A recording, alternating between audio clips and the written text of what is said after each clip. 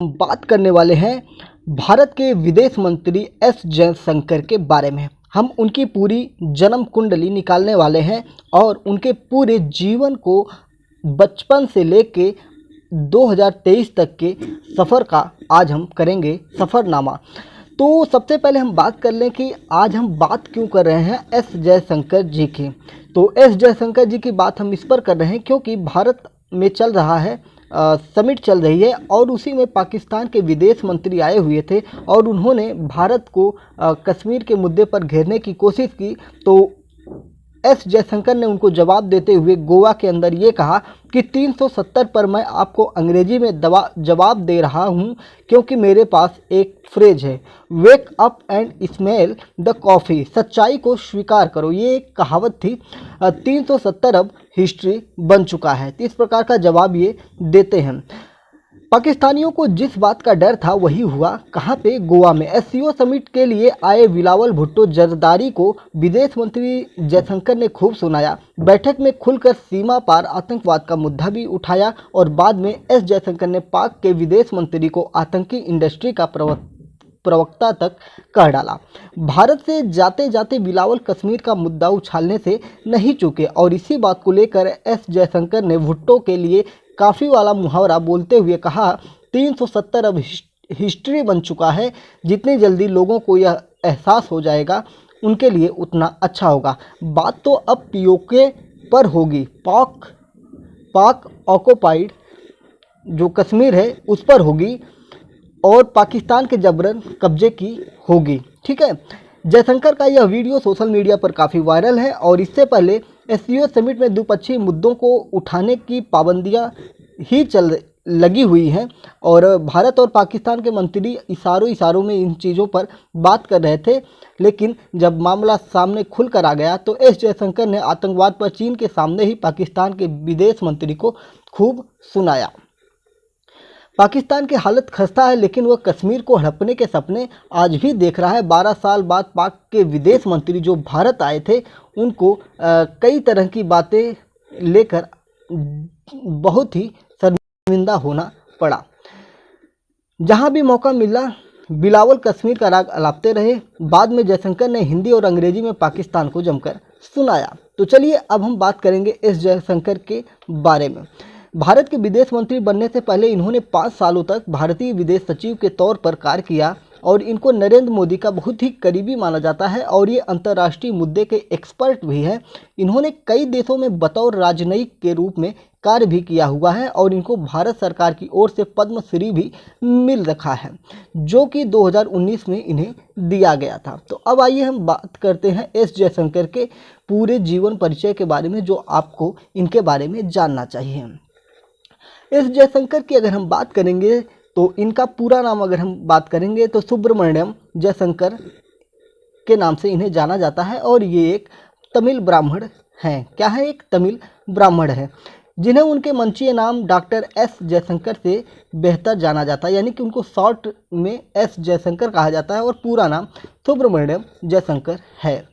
यह एक पूर्व राजनयिक है जो राजनीतिज्ञ बन गए हैं। तो सबसे मज़ेदार बात यह है कि भारत में कुछ ही लोग हैं जो दूसरे प्रोफेशन से डायरेक्ट एंट्री उनको भारत के एक महत्वपूर्ण पद को राजनीतिक के रूप में प्राप्त हुआ है। जैसे अगर हम बात करेंगे तो भारत के पूर्व प्रधानमंत्री कौन थे? डॉक्टर मनमोहन सिंह। डॉक्टर मनमोहन सिंह क्या थे? एक भारत के गवर्नर थे, वित्त मामलों के काफ़ी अच्छे जानकार माने जाते थे और उनको डायरेक्ट भारत का प्रधानमंत्री बना दिया गया था कांग्रेस गवर्नमेंट के दौरान। उसी तरह का मामला एस जयशंकर के साथ भी होता है और क्या पूरा मामला होता है वो आगे जानने वाली बहुत ही मज़ेदार कहानी होगी और उनके पूरे परिवार के बारे में, उनके पूरे जीवन परिचय को अब हम शुरू करते हैं।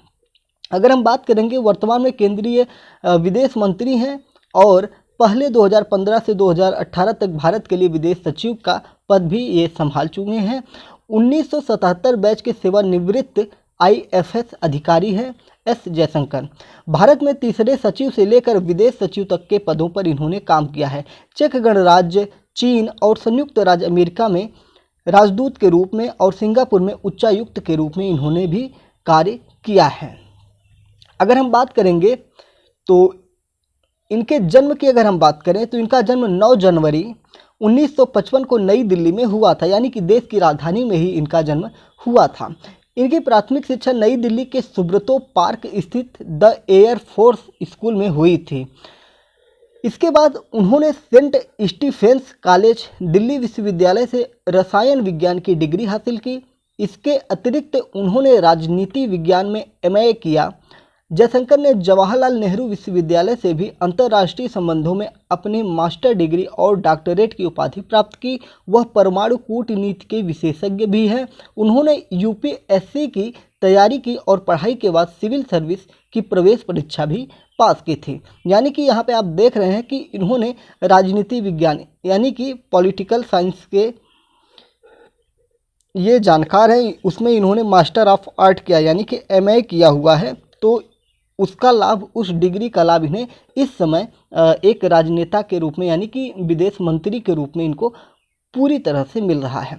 इसीलिए कहा जाता है कि पढ़ाई कभी व्यर्थ नहीं जाती है। 1997 में वह भारतीय विदेश सेवा में शामिल हुए। जब ये सिविल सर्विस पास करते हैं, फिर उसके बाद 1977 में वह भारतीय विदेश सेवा में शामिल हुए, जहां 1979 से 1981 तक वह मॉस्को में सोवियत संघ में भारतीय मिशन के लिए दूसरे और तीसरे सचिव थे।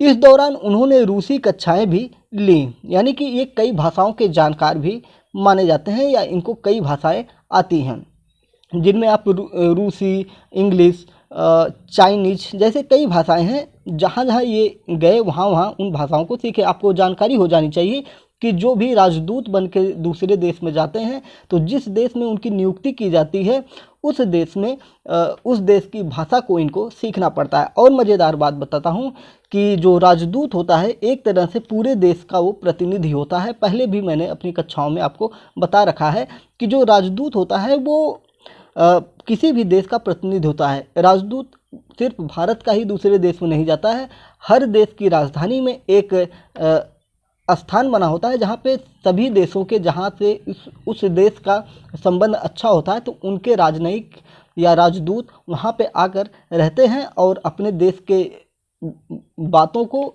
दूसरे देश के साथ साझा करते हैं। कहा जाता है कि अगर किसी भी राजनयिक या किसी भी राजदूत के ऊपर हमला हो जाए तो उसे उस देश के ऊपर हमला माना जाता है। चलिए आगे हम लेते हैं। इसके बाद वे रूस में सेवा करने के बाद नई दिल्ली लौट आए। उन्होंने भारत में राजनयिक गोपाल स्वामी पार्थसारथी के विशेष सहायक के रूप में और संयुक्त राज्य अमेरिका के साथ संबंधों से निपटने वाले भारत के अमेरिकी विभाग के विदेश मंत्रालय में अवर सचिव के रूप में पदों पर कार्य किया। वह उस टीम के सदस्य थे जिसने भारत के तारापुर बिजली स्टेशनों को अमेरिकी परमाणु ईंधन की आपूर्ति के संबंध में एक समझौता किया था। अगर हम इनके पिता की बात करेंगे या इनके अभिभावकों की बात करेंगे तो इनके पिता का नाम है स्वर्गीय के सुब्रमण्यम। ये इनका निधन हो चुका है, स्वर्गीय इसीलिए लगा है। इनकी माता का भी निधन हो चुका है जिनका नाम है स्वर्गीय सुलोचना सुब्रमण्यम। इनकी मृत्यु 2022 में हुई थी और इनके पिता की मृत्यु 2011 में हुई थी। इनके भाई बहनों की बात करेंगे तो इनके भाई भी एक IAS अधिकारी हैं, S विजय कुमार उनका नाम है। इनके और एक भाई हैं संजय सुब्रमण्यम जो एक हिस्टोरियन है, एक इतिहासकार हैं। इनकी बहन का नाम सुधा सुब्रमण्यम है। इनके बच्चे हैं, इनके 2 बेटे हैं, ध्रुव जयशंकर जो कि बड़े हैं, दूसरे बेटे का नाम है जो छोटा बेटा है अर्जुन जयशंकर उनका नाम है। इनकी एक बेटी भी है जिनका नाम है मेधा जयशंकर। इनकी पत्नी की बात की जाए तो इनकी 2 शादियां हुई हैं। इनकी एक पहली पत्नी जो थी शोभा जयशंकर, उनकी मृत्यु हो चुकी है और बाद में इन्होंने दूसरी शादी जो की, उनकी दूसरी पत्नी का नाम है क्योको सोमेकावा जयशंकर। तो ये चीज़ें इनके जीवन से रही। अब हम इनके जीवन के सफ़र की बात करते हैं। 2000 जब हमने आपको पीछे अभी पढ़ाया, अभी आपको अवगत कराया कि इन्होंने IAS की परीक्षा यानी कि इन्होंने UPSC की परीक्षा जब पास की तो ये एक IAS अधिकारी बनते हैं, IFS अधिकारी बनते हैं जो राजदूत होता है। ठीक है, IAS जो होता है वो जिला अधिकारी होता है, वो देश के अंदर काम करता है, जिलों के अंदर काम करता है। और जो IFS अधिकारी होता है वो फॉरेन में यानी कि विदेशों में जाके राजदूत का काम करता है। तो 1977 में जयशंकर प्रसाद जी भारतीय विदेश सेवा IFS को हिंदी में भारतीय विदेश सेवा के नाम से जाना जाता है के सदस्य बने। 1979 से 1981 तक मॉस्को में सोवियत संघ के भारतीय मिशन में तीसरे और दूसरे सचिव भी ये थे। उन्होंने 1985 से 1988 तक वाशिंगटन DC में भारतीय दूतावास के पहले सचिव के रूप में कार्य किया। 1988 से 1990 तक वह श्रीलंका में भारतीय शांति सेना IPKF के पहले सचिव और राजनीतिक सलाहकार थे। उन्होंने 1990 से 1993 तक बुडापेस्ट में भारतीय मिशन में एक वाणिज्यिक परामर्शदाता के रूप में काम किया। उन्होंने 1996 से 2000 तक टोक्यो में भारतीय दूतावास में मिशन के उप प्रमुख के रूप में कार्य किया। 1996 से 2000 तक टोक्यो में भारतीय दूतावास में मिशन के उप प्रमुख के रूप में इन्होंने कार्य किया था और उसके बाद 2000 में चेक गणराज्य में भारत का राजदूत इन्हें बनाया गया था। 2004 से 2007 तक उन्होंने विदेश मंत्रालय के संयुक्त सचिव अमेरिका में के रूप में कार्य किया। 2007 से 2009 तक वह सिंगापुर में भारत के उच्चायुक्त थे और 2009 से 2013 तक वह चीन में भारत के सबसे लंबे समय तक रहने वाले राजदूत थे। अगर बात की जाए कि सबसे लंबा समय इन्होंने कहाँ पर व्यतीत किया था तो 2009 से 2013 तक यह चीन में थे। उन्हें सितंबर 2013 में संयुक्त राज्य अमेरिका में भारत का राजदूत बनाया गया था। उन्हें फिर 29 जनवरी 2015 को भारत के विदेश सचिव का पद दिया गया था। 2019 में सेवा से उनकी सेवानिवृत्ति पर प्रधानमंत्री नरेंद्र मोदी ने उन्हें तुरंत विदेश मंत्री नियुक्त कर दिया था। जब ये 2019 में इनकी सेवा समाप्त होती है तो उसके बाद इन्हें प्रधानमंत्री नरेंद्र मोदी ने तुरंत विदेश मंत्री नियुक्त कर दिया था। बताया जाता है कि प्रधानमंत्री नरेंद्र मोदी से इनका जो मामला है काफ़ी करीबी है, क्योंकि जब कोई भी प्रधानमंत्री दूसरे देश के दौरे पर जाता है तो उनके साथ वहाँ पर देश का राजदूत उनके साथ हमेशा रहता है, राजनयिक हमेशा साथ रहता है और वहाँ की गतिविधियों से और वहाँ की चीज़ों से, वहाँ की पॉलिसी से अवगत कराता है। तो नरेंद्र मोदी के साथ इनकी कई मुलाकात हुई और नरेंद्र मोदी को ये काफ़ी पसंद आए और इनकी नॉलेज भी बहुत अच्छी थी और जिसके तहत इनको भारत के विदेश मंत्री का पद इन्हें दे दिया गया। तो बहुत ही एक महत्वपूर्ण पद होता है और उसका लाभ आप देख सकते हैं कि किस प्रकार से पाकिस्तान को एक करारा जवाब दे रहे हैं कश्मीर वाले मुद्दे पर। सीधा सीधा इनका कहना है कि जो 370 आर्टिकल था वो तो अब हट चुका है, वो इतिहास बन चुका है। अगर बात भी होगी तो अब POK पर होगी, जो पाक ऑक्युपाइड कश्मीर है, पाक अधिकृत कश्मीर है जिस पर पाकिस्तान ने कब्जा कर रखा है, उस कश्मीर पर बात होगी, अन्यथा किसी चीज़ पर बात नहीं होगी। अगर आतंकवाद पर बात करना है तो आतंकवाद पर बात करने के लिए आपको पहले खुद आतंकवाद से निपटना होगा, क्योंकि आप लोग तो खुद ही आतंकवाद की फैक्ट्री हैं। यहाँ तक की बात इन्होंने पाकिस्तान को कह डाली। तो काफ़ी बड़ी चीज़ थी कि पाकिस्तान को उसको उसी की तरह जवाब देना एक मज़ेदार चीज़ रहा। तो पाकिस्तान के कब्जे वाले कश्मीर की बात होगी। बिलावत समेत पूरे पाकिस्तान को जयशंकर का ये संदेश था, बोले जितनी जल्दी हकीकत मान लें उतना अच्छा होगा। मज़ेदार बात ये रही कि 12 साल बाद कोई पाकिस्तान का विदेश मंत्री भारत आया था और पाकिस्तान के लोगों को जिस बात का शक था कि कहीं ये हमारी बेइज्जती ना करवा दें, वही हुआ। हालांकि अगर हम बात करेंगे तो पाकिस्तान के विदेश मंत्री अपने यहाँ जाकर ये कह रहे हैं कि हमने अपनी बात को वहाँ पे रखा है। बिलावल भुट्टो जरदारी जो विदेश मंत्री हैं पाकिस्तान के, और वो अपनी पीठ खुद ही थपथपा रहे हैं कि हम वहाँ पे आतंकवाद के मुद्दों पर बात रखें और अपने झंडा गाड़ दिए। अब वो उनको जो कहना है भाई वो तो अपनी बात वहाँ पे करेंगे। तो ये सारी चीज़ें रही।